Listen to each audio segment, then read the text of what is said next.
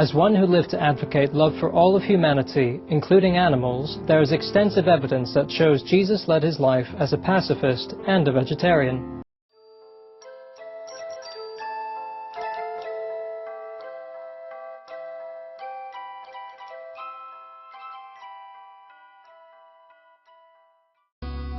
In the Old Syriac Gospels, Luke 21:34, Lord Jesus is quoted as saying, "Now beware in yourselves, that your hearts do not become heavy with the eating of flesh, and with the intoxication of wine, and with the anxiety of the world, and that day come upon you suddenly, for as a snare it will come upon all them that sit on the surface of the earth."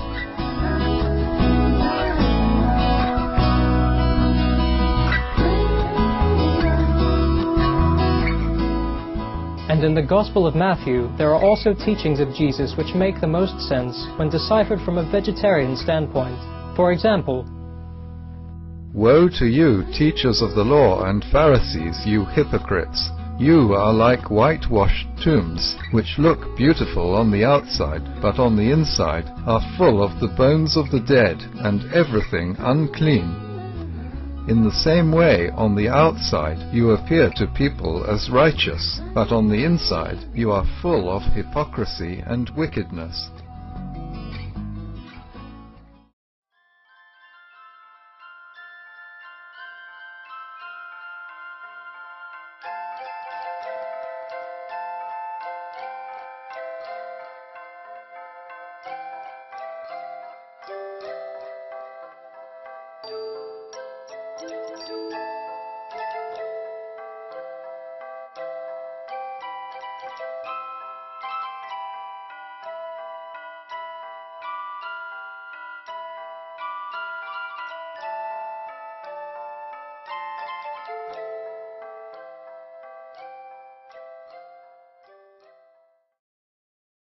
in an interview with Supreme Master Television, Keith Akers, author of the book The Lost Religion of Jesus, reaffirmed the evidence that Lord Jesus was indeed a vegetarian.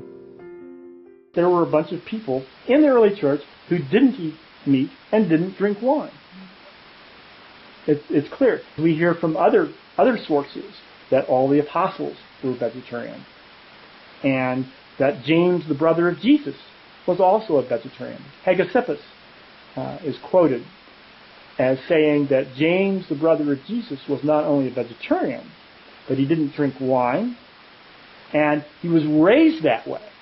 He was holy from his mother's womb. In other words, he was vegetarian from his birth. So why would Jesus' parents raise James as vegetarian and not raise Jesus as a vegetarian? It was a vegetarian family. So I think it's pretty clear, actually. Another incident in the Gospel that depicts the Master's concern for animals is when he boldly puts an end to the animal sacrifice. This is a critical event in the life of Jesus.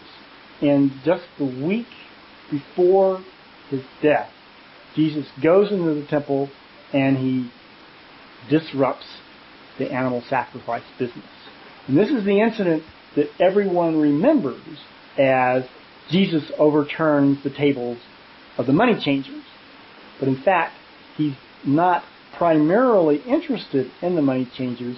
He's interested in the people that are selling and buying animals. Why are they selling and buying animals? These are the animals that are going to be sacrificed.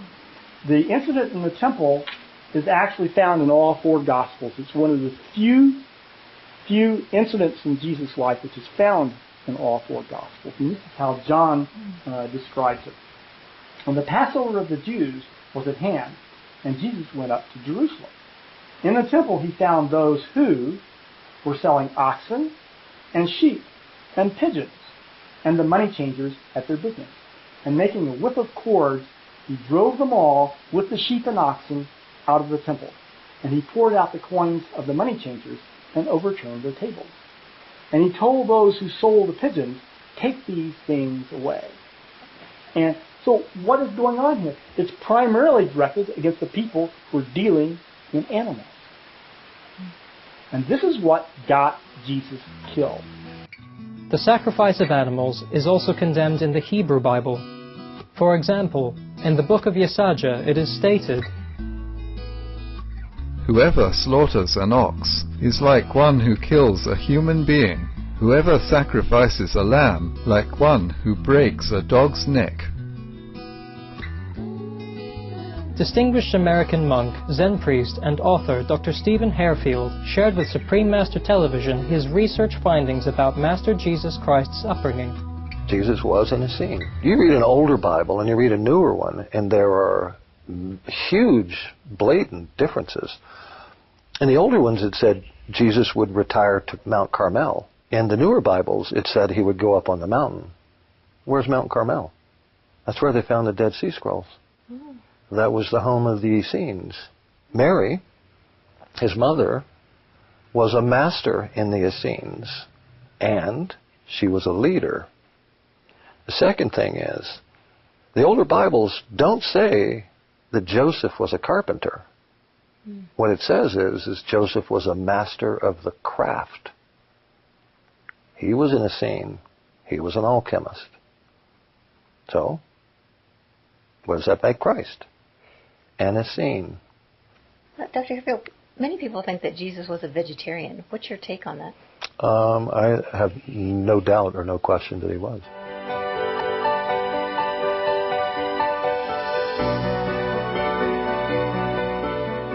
In an interview with journalist Andrea Bonney that was published in the Irish Independent newspaper in December 2008, Supreme Master Ching Hai addressed Lord Jesus' teachings regarding a compassionate diet and biblical translation variances that may have led to misinterpretations.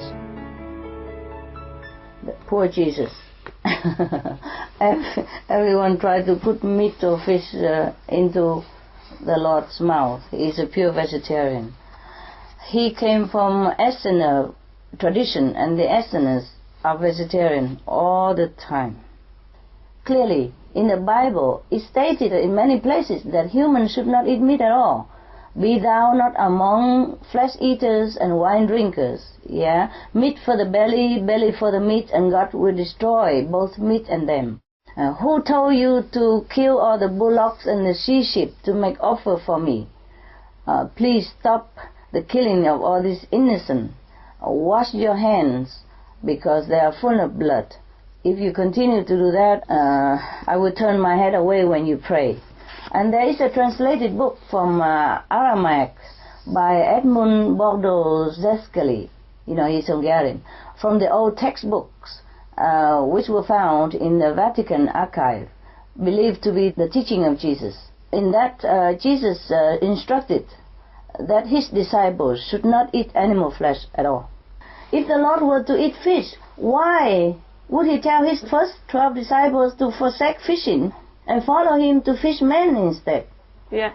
You see, a compassionate master like Jesus, who would carry a stranger's weak, injured lamb up to the hill, so the lamb would not be beaten up or kicked by the shepherd or dragged by the shepherd. How would he eat any living creature?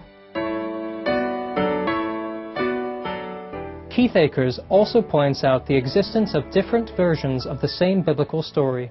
If you look at other accounts of these same incidents, if you look, for example, at the early church fathers, who also talked about these stories.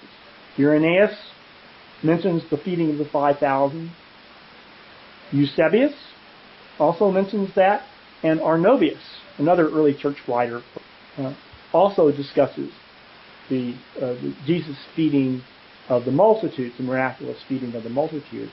And in every case, they discuss the bread, but they don't mention anything about fish.